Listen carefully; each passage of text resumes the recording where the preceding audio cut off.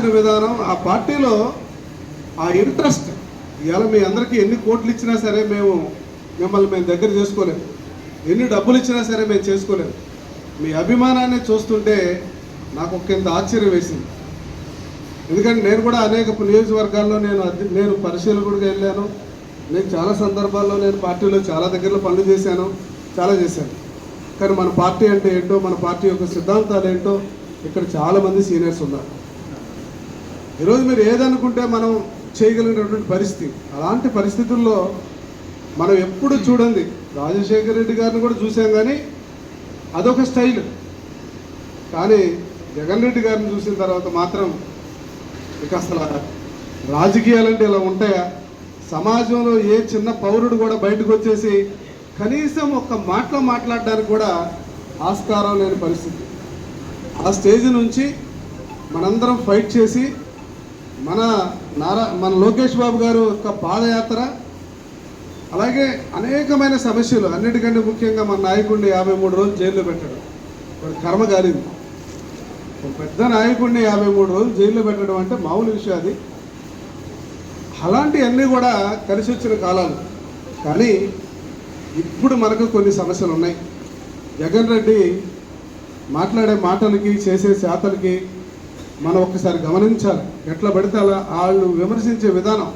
అయినా మీలో కూడా కొన్ని సందర్భాల్లో అప్పుడప్పుడు మీకు డౌట్ వస్తుంది, ఏంటి ఇప్పుడు ఇంత దారుణంగా మాట్లాడుతుంటే మనం ఏం చేయలేకపోతున్నాం అనేటువంటి ఆలోచన కూడా ఒకరిద్దరి విషయంలో మీకు కూడా కలుస్తూ ఉంటాయి. కానీ తప్పదు, ఎందుకంటే మన సిద్ధాంతాలు వేరు, వాళ్ళ సిద్ధాంతాలు వేరు. దాని అంతటిని కూడా తీసుకొచ్చాం. ఈ మాట నేను ఎందుకు చెప్తున్నానంటే, రాబోయే ఎలక్షన్ దృష్టిలో పెట్టుకొని మనం ఏ పని అన్నా చేయాలి. మరొకసారి ఈ రాష్ట్రంలో మళ్ళా అంటే పవన్ కళ్యాణ్ గారు మాట్లాడుతూ 3 సార్లు మినిమం మా అందరం కలిసి పనిచేయాలనేటువంటి మాట పదే పదే చెప్తున్నాడు. లేకపోతే మనకు రాజధాని లేదు, డెవలప్మెంట్ లేదు, ఏమీ లేదు. ఒక మాట చెప్పాలంటే నా దగ్గర సీఎం రిలీఫ్ ఫండ్ అనేది కూడా ఎవరికీ తెలియదండి. మీరు నమ్ముతారా? సీఎం రిలీఫ్ ఫండ్ ఒకటి ఉంటుందని, పేద ప్రజలకు దాని ద్వారా మంచి జరుగుతుందని అది కూడా తెలియదు. ఒక ఎల్ఓసి ఉంటుంది, అసలు అదే తెలియదు. ఎల్ఓసి అంటే తెలియదు. అలాంటి పరిస్థితి నుంచి ఇవాళ అందరినీ ఒక కలిసికట్టుగా తీసుకొచ్చి మన వీళ్ళందరినీ కూడా మన పార్టీలో తీసుకున్నాం. ఒక్కడే ఒక పార్టీలో మన మున్సిపాలిటీలో గెలిచింది ఒకడు లాస్ట్ టైం. సో అందరినీ మళ్ళీ తీసుకొచ్చుకొని మన చైర్మన్ చేసుకొని మళ్ళీ ముందుకు వచ్చాము.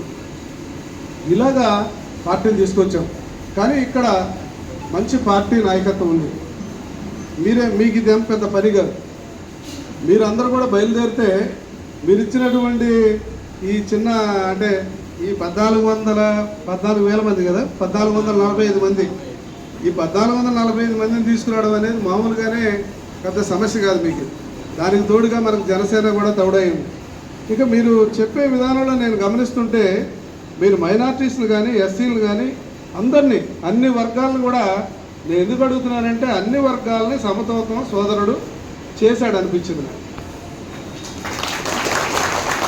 అంటే మన దగ్గర పనిచేస్తున్న ప్రతి ఒక్కరూ, ప్రతి ఒక్క నాయకుడు, ప్రతి ఒక్క కార్యకర్తకి గౌరవించడం మనకు తెలుసు. ఆ సిస్టమ్ వాళ్ళకి లేదు. అది మనకు అదృష్టమైంది. వాళ్ళు ప్రయత్నం చేయాలన్నా కూడా చేయలేరు. ఇప్పుడు వాళ్ళు ఒకవేళ గౌరవించాలని తెలిస్తే అనుకున్నా కూడా చేయలేరు. సో మనకున్న అడ్వాంటేజ్ ఏంటంటే మనం అందరం కూడా లైక్ మైండెడ్. మా వ్యాపారాలు చెప్పాలంటే, వ్యాపార పరంగా చెప్పాలంటే లైక్ మైండెడ్గా ఒకరినొకరిని అర్థం చేసుకొని ఒకరొకరు వేవ్ లెంగ్స్ అంటే మీకు తెలుసు కదా, మనుషుల యొక్క భావజాలాలు, మనసులో ఉన్నటువంటి అభిప్రాయం, వీటన్నిటిని కూడా మనం అర్థం చేసుకునే పరిస్థితి ఉంది. చాలా బలంగా మనం పనిచేయాలి. ఎందుకంటే మనకి మున్సిపాలిటీ ఉంది, అలాగే పంచాయతీస్ ఉన్నాయి, అలాగే జెడ్పీడీసీలు, ఎంపీడీసీలు అన్నీ ఉన్నాయి. మొన్నటికి మొన్న మన పార్టీ అంటే ఇప్పుడు చాలా సీనియర్ ఈయన నాకు తెలుసు, మీరందరూ ఎల్సిరి అయినా వాళ్ళంతా నాకు బాగా పరిచయం ఉంది. మొన్న మనందరం ఏమన్నామంటే మండల స్థాయిలో మనం మీటింగ్ కండక్ట్ చేద్దామని చెప్పారు. కానీ లోకేష్ బాబు వాళ్ళు ఏమో ఆలోచించారు, అలా కాదు క్లస్టర్ స్థాయిలో పెడదామన్నారు. గ్రాండ్ సక్సెస్ అయిందా కాలేదా?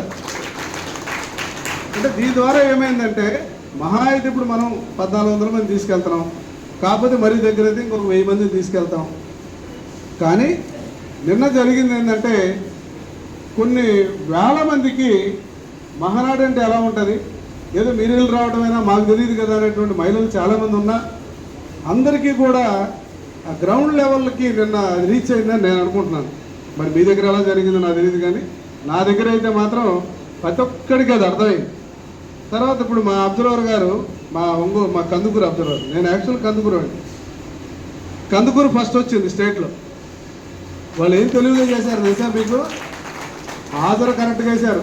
మీరు అందరికంటే ఎక్కువ మంది జనం వచ్చి ఉండొచ్చు మీ దగ్గర కూడా, మీరు హాజరేయడం తెలియడా. అంటే ఇప్పుడు ఒక పక్క నుంచి మనందరం గమనించాల్సిన విషయం కూడా చెప్తున్నాను మీకు.